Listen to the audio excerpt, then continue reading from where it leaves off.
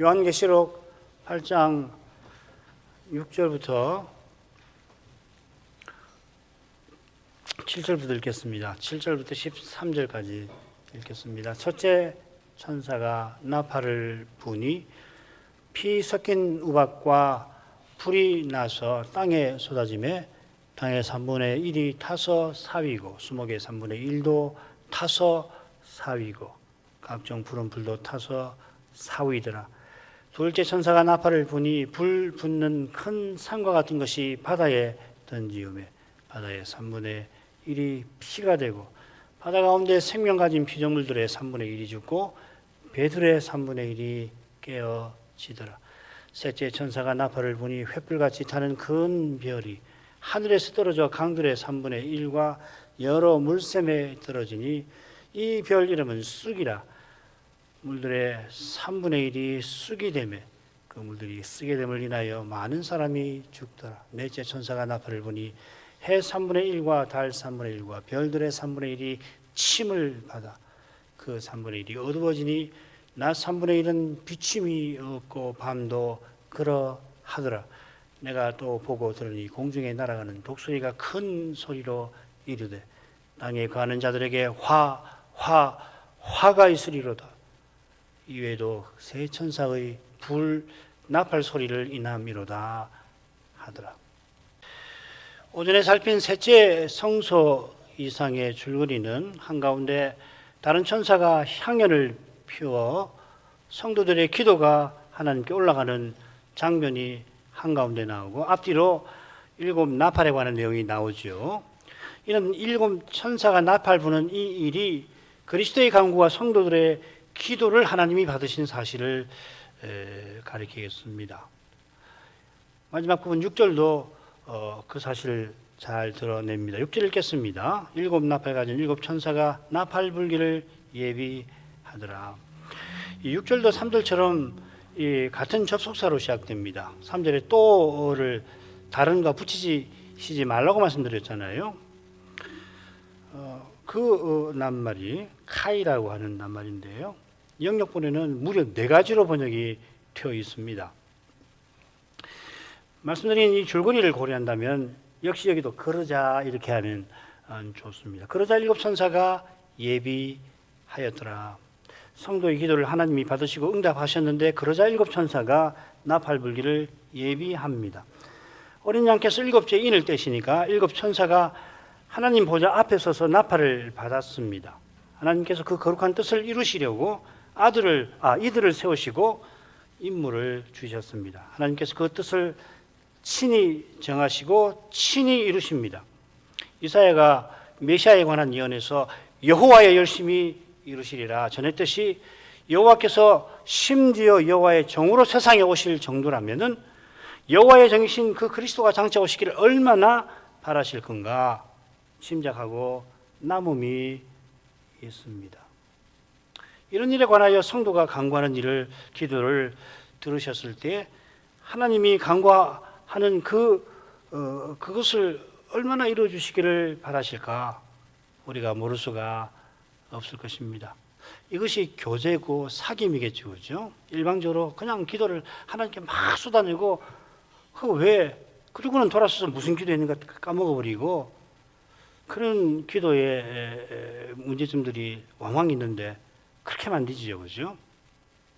하나님 들으시도록 구하고 감사하게도 성신께서 감하셔서 들으실 거다. 틀림없이 들으신다. 이렇게 이러면 참 좋아요. 그 요한일서 5장 몇 줄인가요? 우리가 가진 바 그를 향하여 우리가 가진 바 담대한 것이 이것이니 그의 뜻대로 무엇을 구하든지 들으심이라. 이런 심정이 하나님의 이런 심정이 7 천사의 태도에서 넌저시 드러나고 있습니다. 천사들이 하나님의 열심과 그 심정을 이미 헤아리고서 이제 하나님의 지시를 받들 만반의 태도를 취합니다. 뜻이 하늘에서 이루어진 것 같이. 그게 예비하더라 하는 표현에 담겨 있겠죠. 나팔수들이 정렬해서 입에 딱 나팔을 대고 있는 그런 모습 한번 떠올려 보십시오. 그게 무슨 군악대든지 합창대든지 혹은 전쟁 때에 이 나팔수들이 쫙 중절해 가지고서 입에 딱 나팔을 뭐 부는 거든지 뭐 되는 거든지, 이제 하나님께서 지시하시니 일곱 천사가 차례로 나팔을 붑니다. 먼저 이 단락 줄거리를 생각을 해보죠. 일곱 나팔 시리즈도 일곱 인 시리즈처럼 확실히 4 더하기 3, 처음 네 나팔과 나중 세 나팔로 이루어져 있고, 그리고 여섯째 나팔과 일곱째 나팔 사이에 일곱 인 시리즈처럼 긴 막간이 10장부터 11장 13절까지 두 개의 중요한 장면이 나옵니다. 그래서 차례대로 보시면 처음 네 나팔이 나오고요. 그런 다음에 네 나팔 끝에 8장 13절에 세 개의 화에 대한 경고가 나옵니다. 화가 이 소리로다. 그리고 다섯째 나팔이 있고, 이 다섯째 나팔이 실제로 첫째 화예요. 그리고 이 첫째 화에 관한 내용이 끝나고 첫째 화는 지나갔으니 아직 화 둘이 이룰 것이다. 또 이 삽입구가 나옵니다. 그리고 여섯째 나팔, 곧 둘째 화가 언급이 됩니다. 그런 다음에 이 둘째 화, 여섯째 나팔 다음에 막간이 나오는데, 이 막간의 내용은 간단한 이 키워드로 말씀드리면 10장 작은 책, 11장 두 증인, 이렇게 말씀드릴 수가 있습니다. 그리고서 그 끝에 9장 14절에 둘째 화가 지나가고 셋째 화가 속히 이루리로다. 9장이 아니고 11장 14절입니다. 그리고 이제 일곱째 나팔, 셋째 화가 11장 15절부터 15절까지 이렇게 나옵니다. 이 부분이 이제 셋째 화라고 추정이 돼요. 근데 나중에 확인을 해보십시다. 당장은 이런 정도 아주 간략한 줄거리만 말씀을 드립니다. 제 연구가 충분치 못해서 이보다 더 정교하게 줄거리가 틀림없이 있을 건데 아직 이렇다 하고서 말씀드릴 단계가 못 됩니다. 문제는 우선은 이렇게 이 순서대로 살피면서 어느 정도 살피면서 제가 혹시 줄거리를 발견한 것이 있다면 또 말씀을 드리고, 혹시 교우 여러분이 발견하시면 저에게 가르쳐 주시면 좋겠습니다. 먼저 네 개 나팔로 가죠. 네 나팔은 네 가지 공통점을 갖습니다. 천사가 나팔을 불 때 재앙의 도구들이 등장하고 재앙이 일어나는 영역이 언급이 되면서 그 결과가 표시되는데, 그 결과는 똑같이 3분의 1이라고 명시가 되어 있죠. 그죠? 그래서 첫 번째 나팔을 보면, 나팔을 보니까 피 섞인 우박과 불이 재앙의 도구로 나오고, 그 영역은 땅이고 그 결과는 땅과 나무와 풀들이 타버립니다. 3분의 1만 그렇죠. 그죠? 둘째 나팔은 불 붙는 큰 산이 도구고 바다에 던져지니까 바다가 피가 되고, 그 다음에 바다 가운데 생명 가진 피조물이 죽고, 그 다음 특이하게 배들이 깨어지는데 3분의 1입니다. 셋째 나팔은 횃불같이 타는 큰 별, 쑥이라고 하는 이름을 가진 별이 하늘에서 강과 물샘에 던져지는데, 그 결과로 물이죠. 그죠? 바다가 아니고 물들이 쑥이 되고 많은 사람이 죽게 됩니다. 역시 3분의 1입니다. 네 번째는 직접 그 도구, 재앙의 도구가 없고 직접 하나님이 치시는 것 같아요. 해, 달, 별들을 치시니까 이들이 빛을 있습니다. 어두워집니다. 그래서 아주 신기한 일이 생기는데, 낮에 낮 3분의 1이 비침이 없는 그런 희한한 일이 있죠. 그죠? 자, 이런 정도로 줄거리를 놓고서 그러면 첫 번째 나팔로 가보십시다. 첫째 천사가 나팔을 보니 피 섞인 우박과 불이 나서 땅에 쏟아지며 땅의 3분의 1이 타서 사위고 수목의 3분의 1도 타서 사위고 각종 푸른 나무 푸른 풀도 타서 사위더라. 첫째 천사가 예배하고 있다가 주의 지시가 있자 나팔을 불었을 겁니다. 지시를 따라 부니까 우박과 불이 납니다. 일어납니다. 바로 앞에 이상에서 천사가 단에 불을 쏟으니까 뇌성, 음성 그리고 번개와 지진이 똑같이 일어났는데, 그 결과가 먼저 첫째 나팔에서 우박과 불이 일어나는 것입니다. 천사의 나팔 소리는 결국 하나님이 성도의 기도를 들으시고 핍박하는 세상에 진노하신다 하는 걸 알리는 거죠. 나팔을 부는 것 자체는 하나님이 이제 심판하신다 선언하는 겁니다. 그가 알린 대로 하나님께서 이 무서운 일이 일어나게 하시는 겁니다. 첫째로 피 섞인 우박과 불이 나서 땅에 쏟아진다 했죠. 이 번역을 어떤 뜻으로 번역했냐면요, 피 섞인이라는 말이 둘 다 걸립니다. 피 섞인 우박, 피 섞인 불로 읽어야 합니다. 번역도 그렇게 하느라고 한 거예요. 이제 형용사를 어디에 붙이는가 하는 것이 항상 어렵잖아요. 이건 뭐 한글도 그렇고 영어도 마찬가지고 언어든지 마찬가지인데, 헬라어는 이걸 확인할 수 있어요. 복수형으로 되어 있기 때문에 이 분사가 복수형으로 되어 있어서 우박, 불, 단수 각각을 포함하는 것을 확인할 수가 있습니다. 자, 우박과 불이 피가 섞인 모습이 상상이 되시는지 모르겠습니다. 저는 뭐 미술에 소질이 없어 그런지 상상이 잘 안 됩니다. 이는 요한이 이상을 보고 있다. 이상을 보고 있다는 사실과 붙어 있을 겁니다. 마귀, 즉 용이 머리가 7인데 뿔이 10개인 모습도 저 같은 사람은 상상하기가 참 어렵습니다. 그런데 감사하게도 우리에게 상상해서 그것을 걸어내라 하시는 게 아니고, 행하신 일이 너무 신비해서 이렇게 상상하기 힘든 모양을 통해서 사도에게 지시해 주신 그것을 우리들은 깨달으라 하시는 거죠. 흥미롭게도 계시록의 이상에 나오는 이 신기한 장면들이 여기에 처음 나오는 게 아니라 구약의 계시와 밀접한 관계가 있습니다. 대부분 구약에 한두 번씩 나오는 그런 이미지이고 중요한 내용들입니다. 우박과 불이 땅에 떨어져 수목과 풀이 상하는 거, 여러분 구약 계시에서 먼저 생각하시는 게 있겠죠. 출애굽 없이 10재앙 중에 7번째 재앙이 그거 아닙니까? 여호와께서 불덩이가 우박에 섞여서 이집트 전국에 내리게 하시니까 사람과 짐승은 물론이고 바깥에 있는 사람 짐승은 그 우박에 맞아 죽지요. 그리고 밭의 모든 채소가 상하고 모든 나무가 꺾였습니다. 첫째 나팔과 비슷하죠. 그런데 똑같지 않죠. 이런 배경에 비추어서 먼저 나팔을 불 때 일어난 이 현상이 세상에 대한 하나님의 재앙이라고 하는 겁니다. 언약 백성을 괴롭히고 핍박하고 없이 하려고 하는 이집트에 대한 하나님의 심판이 재앙 아니에요. 본질은 그 내용에서 같아 하는 겁니다. 다음으로 이집트에 내리신 재앙은 모든 채소, 모든 나무가 상하고 바깥에 있는 사람과 짐승이 다 죽게 하셨습니다만은, 첫째 나팔은 땅, 수목, 푸른 딸이 풀이 상하는데 셋 다 타서 사위입니다.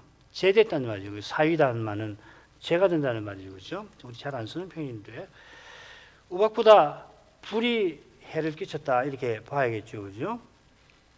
큰 우박의 땅과 수목과 풀이 상한 것보다 그 결과는 더 심각한 거죠.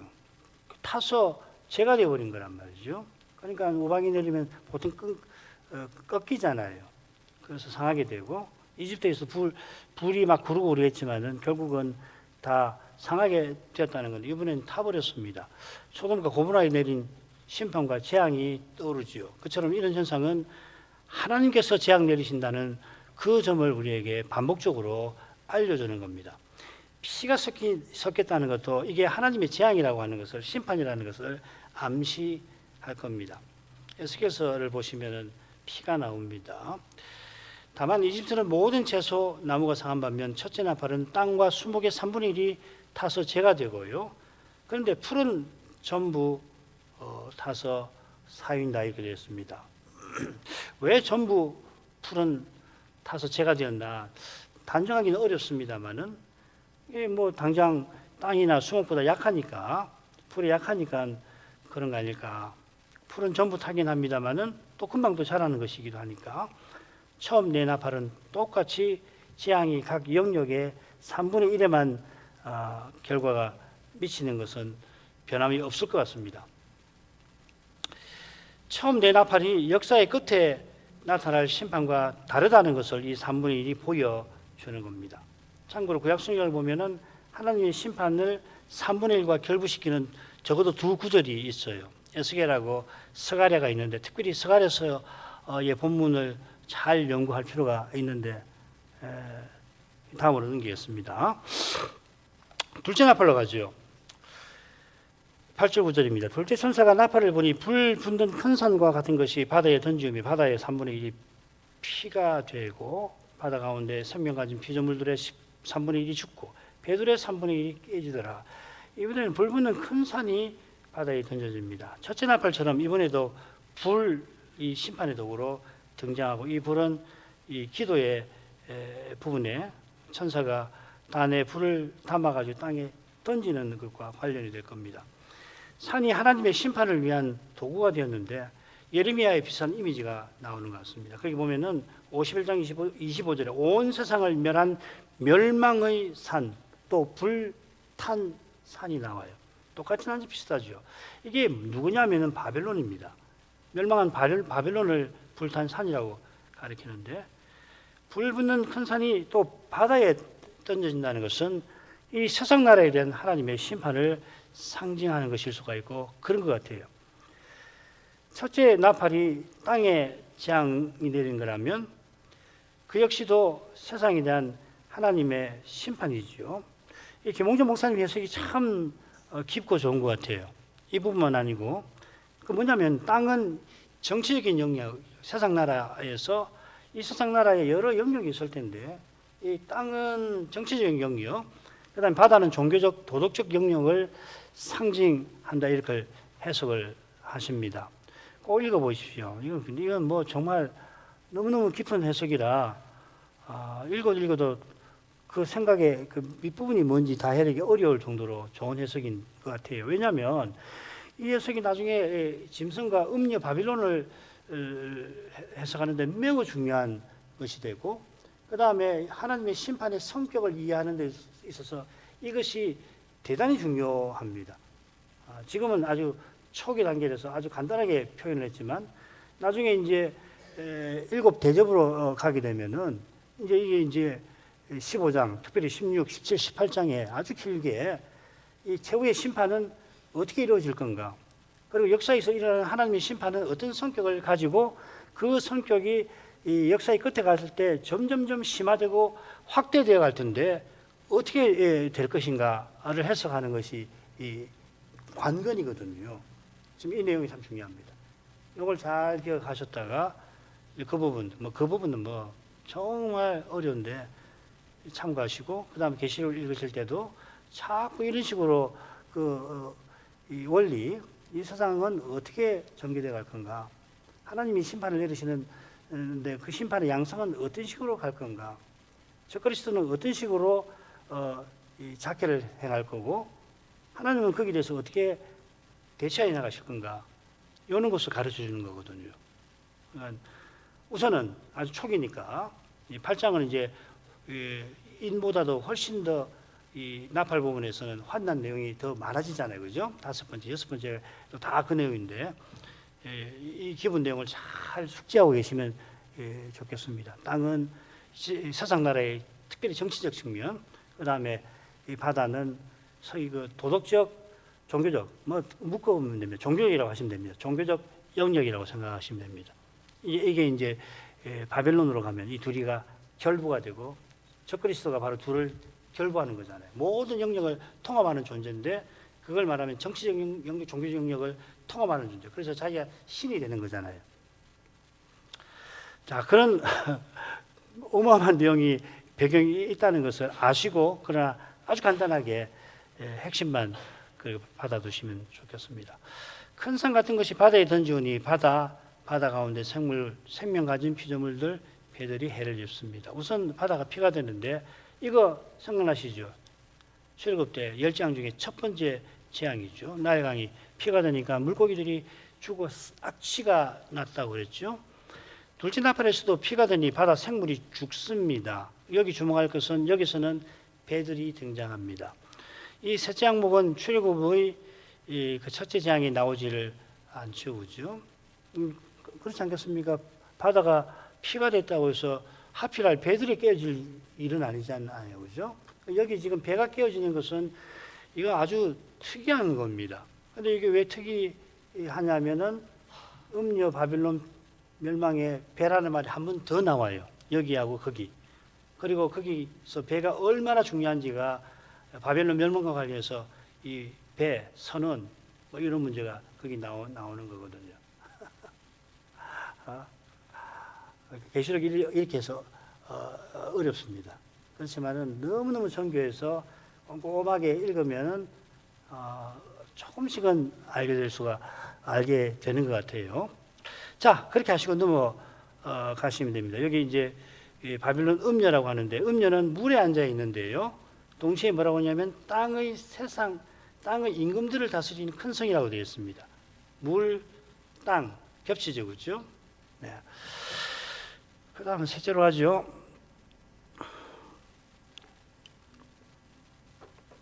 셋째 천사가 나팔을 보니 횃불같이 타는 큰 별이 하늘에서 떨어져 강들의 3분의 1과 여러 물샘에 떨어지니 이 별 이름은 쑥이라. 물들의 3분의 1이 쑥이 되며 그 물들이 쓰게 됨을 인하여 많은 사람이 죽더라. 여기는 횃불같이 타는 큰 별이 나옵니다. 역시 불 이미지, 심판을 상징하겠죠. 둘째 나팔은 큰 산이 있는데 이번엔 큰 별이 떨어집니다. 이 별의 이름이 쑥이라고 되어 있습니다. 다섯째 나팔에서도 별이 하늘에서 떨어지는데 저가 무저경의 열쇠를 받았다 했습니다. 이 별이 상징하는 것이 어떤 인격체라고 하는 것을 당장 보여주지 않습니까? 관련된 이미지가 계시록 12장에 나오는데 용이 꼬리로 하늘별 3분의 1을 끌어다가 땅에 던진다 했습니다. 둘째 나팔의 큰 산이 바빌론과 관련됐는데 셋째 나팔의 큰 별도 그런 것 같아요. 이사야 14장에 보면 하늘에서 떨어진 계명성, 이 바빌론을 이야기하는 거거든요. 이걸 적그리스도다, 그 루시퍼다. 루시퍼란 말이 여기서 나오는 거 아니에요. 그렇게 하지만은 그 맥락에서 보면 이 바빌론에 대한 이야기거든요. 이 해석이 맞는다면 세상 나라에 대한 하나님의 심판이라고 하는 전체 주제와 어울리죠. 물론 요한의 눈에는 큰 별이 하늘에서 강들과 여러 물샘에 떨어지는 그림이겠죠. 어떻게 하나의 큰 별이 여러 강만 아니라 여러 물샘에 떨어집니다. 참 이건 신비한 일이에요. 요한의 눈에 그 장면이 어떻게 보였을까 참 궁금합니다만은 역시 상상하기 어렵습니다. 중요한 것은 상상이 아니라 계시의 교훈입니다. 이런 점에서 큰 별 역시 구약 성경에서 가져온 이미지가 맞습니다. 이 별의 이름이 쑥이죠. 이 이름은 왜 나오냐면 이 별들이 이 강과 물샘에 들어서 물들이 쓰게 된 것과 같은 거죠. 우리나라 사람은 쑥이 이 밝은 이미지를 갖고 있잖아요. 우리 어릴 때만 하죠. 쑥으로 떡도 해 먹고 요즘에 쑥 구하기 쉬우니까 쑥국도 자주 끓여 먹고 약 짓는 데도 쓰고 그죠? 한방에도 쓰고 쑥등도 뜨고 그러니까 게다가 우리나라 건국 신화에 쑥이 마늘과 함께 아주 좋은 의미로 우리나라 국민에게 쓰이니까 우리는 긍정적인 이미지를 갖습니다만은 구약은 다릅니다. 구약은 매우 부정적입니다. 대표적인 것이 이스라엘의 멸망에 이렇게 나옵니다. 바알들을 좇는 이스라엘에게 쑥을 먹이신다 했는데 이거 뭐냐면 열국에 포로 잡혀가는 것을 가리켜서 하신 말씀입니다. 쑥은 하나님의 심판을 상징합니다. 그러니까 우리가 쑥을 먹지 말자 이렇게 하면 안 됩니다. 세상 나라가 악한 자의 미혹에 끌려 교회와 신자를 핍박하고 죽이려 할 때 하나님께서 가만두시지 않는 겁니다. 당장에는 가만두시는 것 같아도 마침내 심판하시는 거예요. 물들이 쓰게 되어 많은 사람이 죽은 것은 하나님의 심판을 따른 결과인 거죠. 넷째로 가죠. 넷째 천사가 나팔을 부니 해 3분의 1과 달 3분의 1과 별들의 3분의 1이 침을 받아 그 3분의 1이 어두워지니 낮 3분의 1은 비침이었고 밤도 그러하더라. 이번에는 수단이 나오지 않습니다. 해, 달, 별이 침을 받는다 했는데 이 친다라고 하는 수동태가 쓰였는데요. 이 친다는 낱말이 신약 성경에 여기밖에 안 나와요. 매우 드문 말입니다. 이 신약 성경에 친다는 용어들이 여러 개 있거든요. 그런데 그 구약 성경 헬라어로 번역한 구약 성경이 한 20번 넘게 나와요. 제가 다 찾아봤는데 시간이 없어서 통계는 못 내드렸습니다. 아무튼 이제 여러 번 아주 자주 여호와께서 치시는 심판하시는 행위를 가리켜서 이 용어를 자주 써요. 20분 넘게 나오는 그 경우에서 여기서도 하나님이 해와 달과 별들을 치셨다 하는 겁니다. 그 결과 어둠이 오는 거죠. 그래서 낮 3분의 1이 비침이 없고 밤도 그러하다. 이건 출애굽시 그 9번째 재앙을 연상시키죠. 흑암이 3일 동안 이집트에 있었는데 그래 놀라운 일이 있죠. 거기 이스라엘이든 고센 땅은 광명이 있었잖아요. 어떻게 이게 전체적으로 물리적으로 해석이 되는지 과학에 조회가 없는 저로서는 잘 이해가 안 되는데 이건 뭐 하나님께서 하시는 신비한 일이니까 그렇겠구나. 물리적으로 설명하실 분은 하시겠죠. 여섯째, 인을 떼실 때는 해와 달이 완전히 빛을 잃습니다. 그건 마지막 심판에 관한 건데 여기서는 역사 과정에서 일어나는 심판이고, 이 심판이 물리적인 내용이냐 실제로 이렇게 일어난다는 이야기이냐 아니면은 상징적인 의미가 있느냐, 후자인 것 같아요. 여기서는. 자, 이건 너무 이 이야기를 많이 하면 어려우니까 일단 또 일곱 대접에 가면 또 다루게 될 겁니다. 넘어가죠. 13절로 내가 또 보고 들으니 공중에 날아가는 독수리가 큰 소리로 이르되 땅에 가는 자들에게 화가 있으리로다. 이 외에도 새 천사가 불 나팔 소리를 이남이로다 하더라. 이 부분은 처음 네 나팔과 다음 새 나팔을 사이에 나오는 작은 막간입니다. 이게 첫째 화, 둘째 화 직후에도 나와요. 말씀 아까 다 드렸죠. 여섯째 나팔, 일곱째 나팔 사이에 긴 막간이 물러 나오는데 이거는 막간이긴 한데 짤막한 요약 혹은 이음 구절 같습니다. 이 막간들은 다음 새 나팔이 땅에 거하는 자들에게 내리는 화에 관한 겁니다. 땅에 거하는 자들에 관한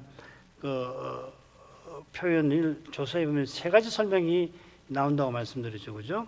땅에 거하는 자들이 열 몇 번인가 나오는지 기억이 잘 안 나는데 10번 넘겠죠, 대략.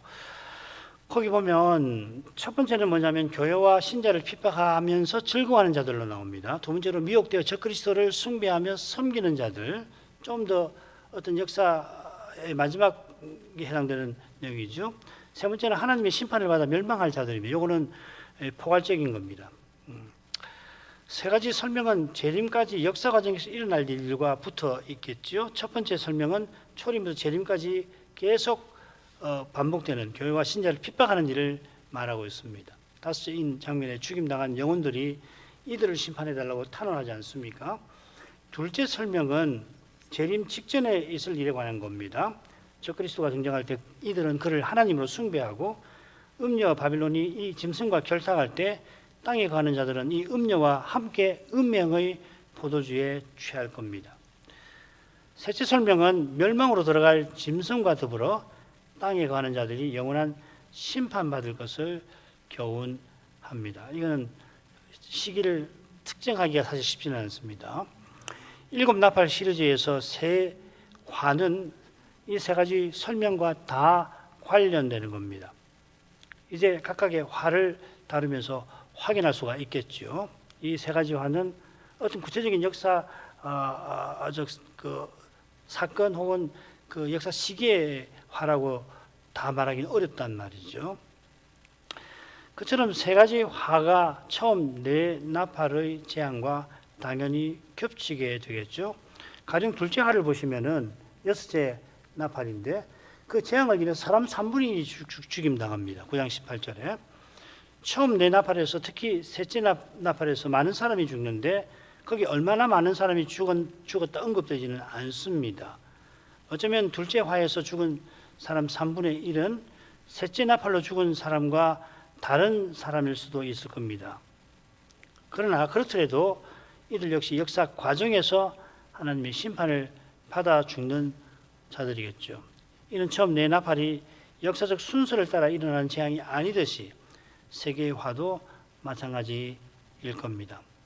우리가 특별히 첫째, 두 번째 화를 설명할 때 땅, 바다를 말하면서 세상 나라의 정치적 영역, 세상 나라의 이 종교적 영역을 구분해서 이야기했지만 그게 각각 일어날 수도 있고 겹쳐서 일어날 수 있고 대개 역사의 끝으로 갈수록 죄송합니다. 이게 겹쳐서 일어나는 경우도 있고 어떤 시기는 나눠서 일어나는 경우도 있고 그렇습니다.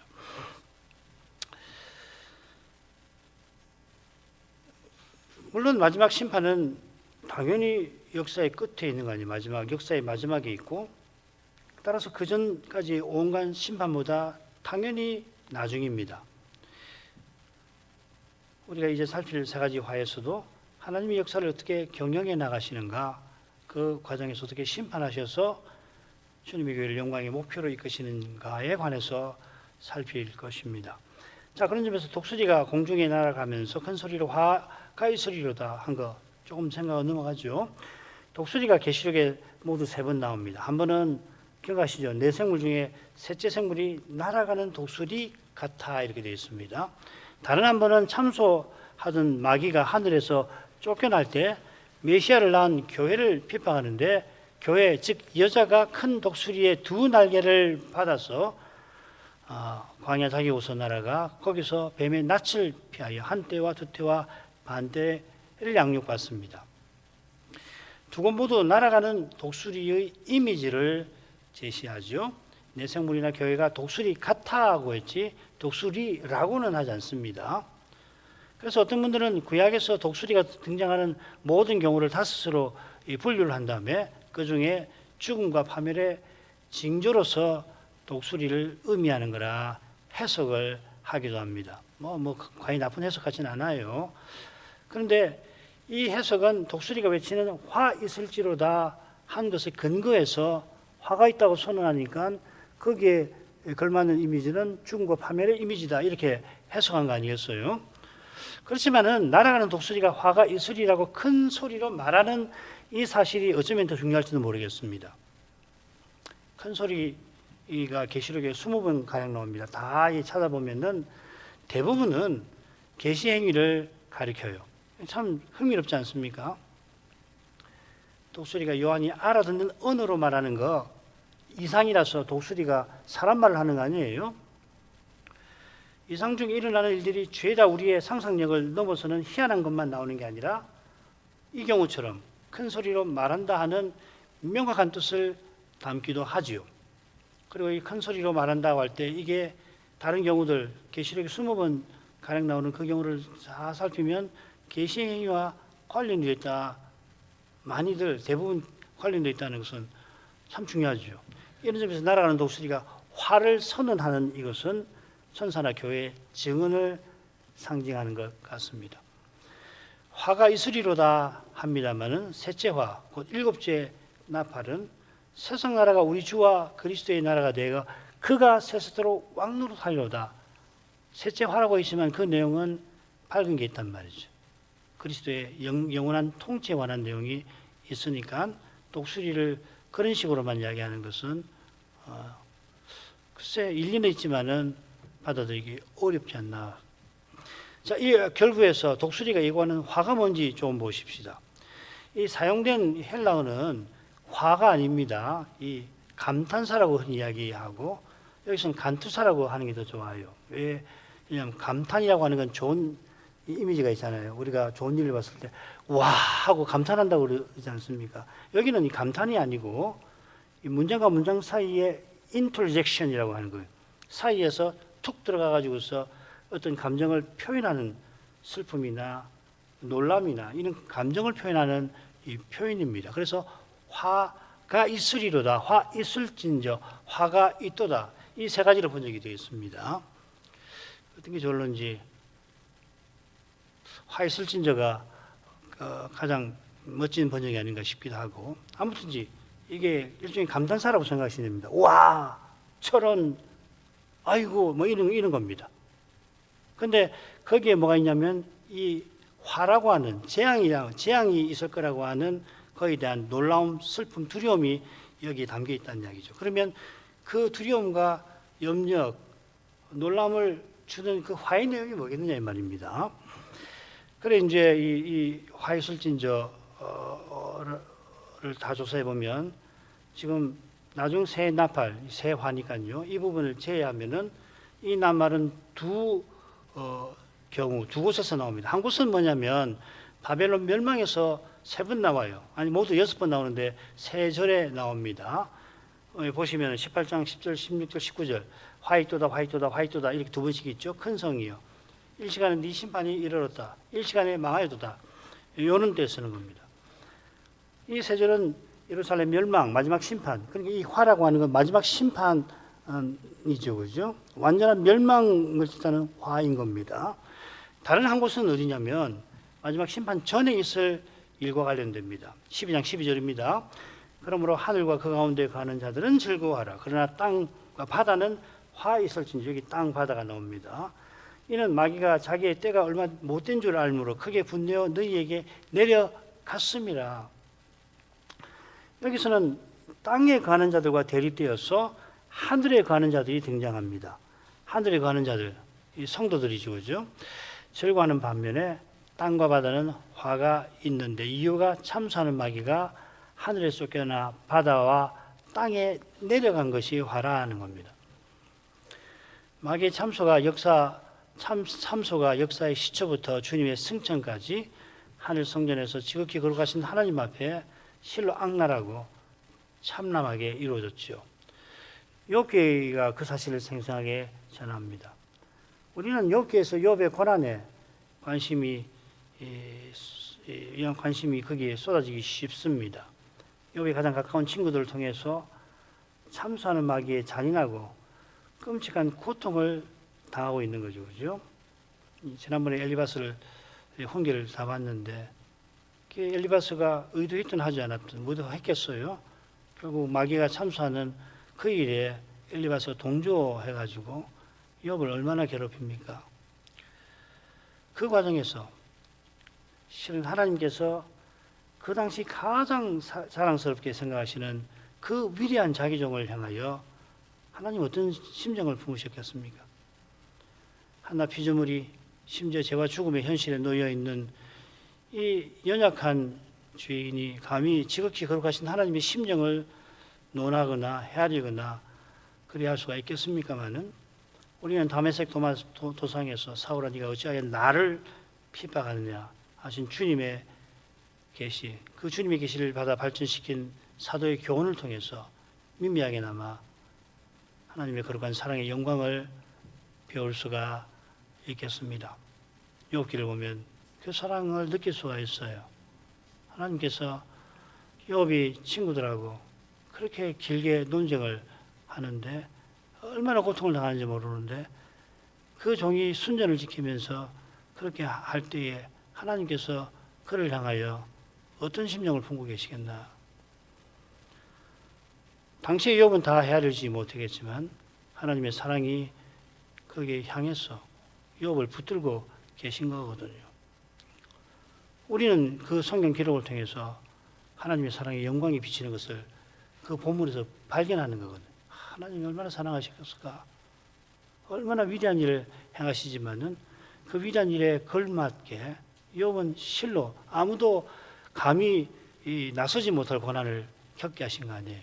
앞에 두 재앙은 말할 것도 없습니다만은 그 두 재앙의 버금가는 실은 훨씬 심각한, 우리는 사람이기 때문에 처음 두 재앙의 야 어떻게 사람이 저런 걸 겪고 사냐 그렇게 말하기 쉽고 사실 그렇죠.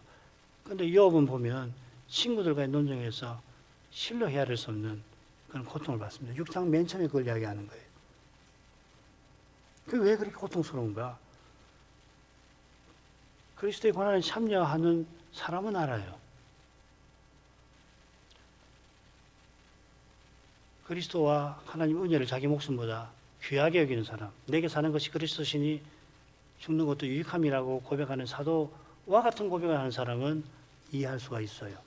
욥처럼 뭐 다 이해할 수 없지만, 그렇지 않고 믿는다고 하지만은 육의 몸에 썩고 약하고 그리고 부끄러운 문제에 시달리면서 그걸 어떻게 자기가 해보려고 하는 그런 태도로는 이해 안 됩니다. 이거 이해하기 어렵죠.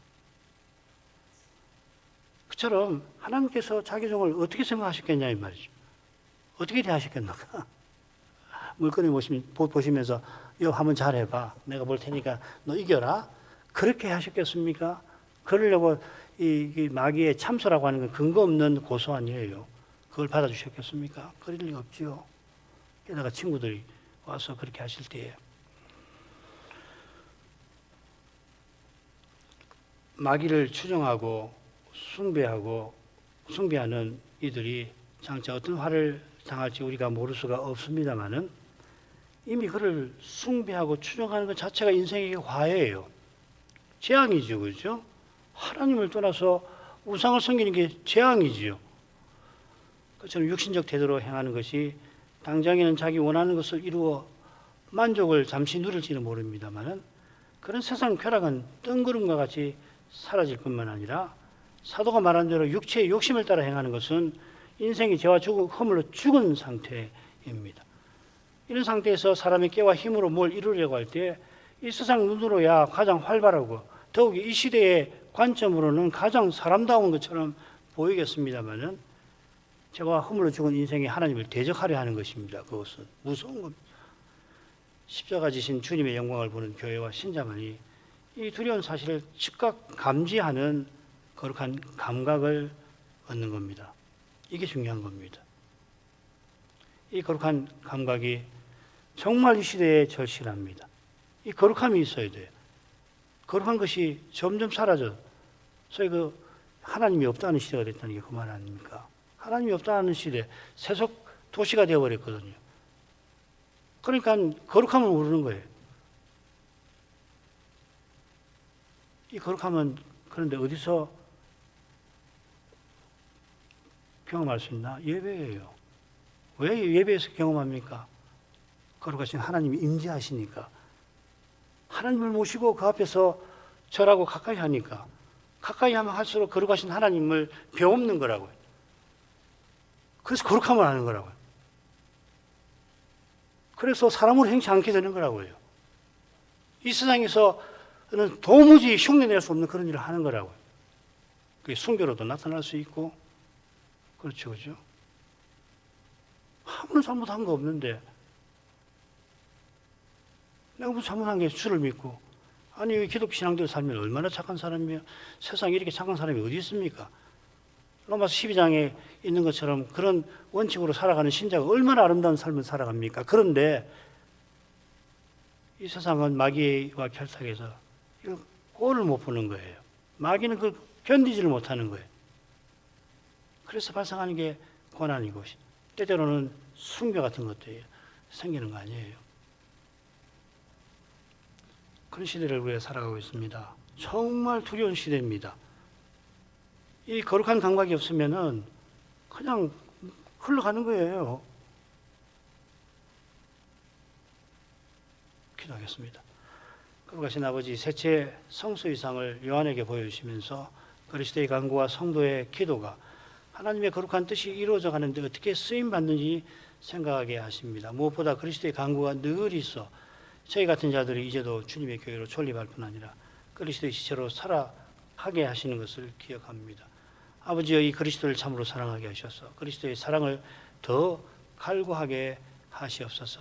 주님의 사랑을 늘 맛보지 아니하고서는 결국 죄와 죽음의 현실에서 보복하는 마음을 떨칠 수가 없게 되겠나이다. 사도의 위대한 권면에서 그리스도의 사랑의 영광이 주님의 교회와 신자답게 서나가는 길에 얼마나 중요한지를 로마서에서 12장과 13장에서 특별히 깨닫게 하셨습니다. 이런 사랑의 영광을 보아야 까닭없이 미워하는 자들을 향하여 또 그리스도의 사랑을 드러낼 수가 있겠나이다. 나를 위하여 목숨 버리신 주님의 그 뜻을 받들어 주님을 좇을 수가 있겠습니다. 이러한 신앙을 허락해 주옵소서. 예수님 이름으로 기도합니다. 아멘.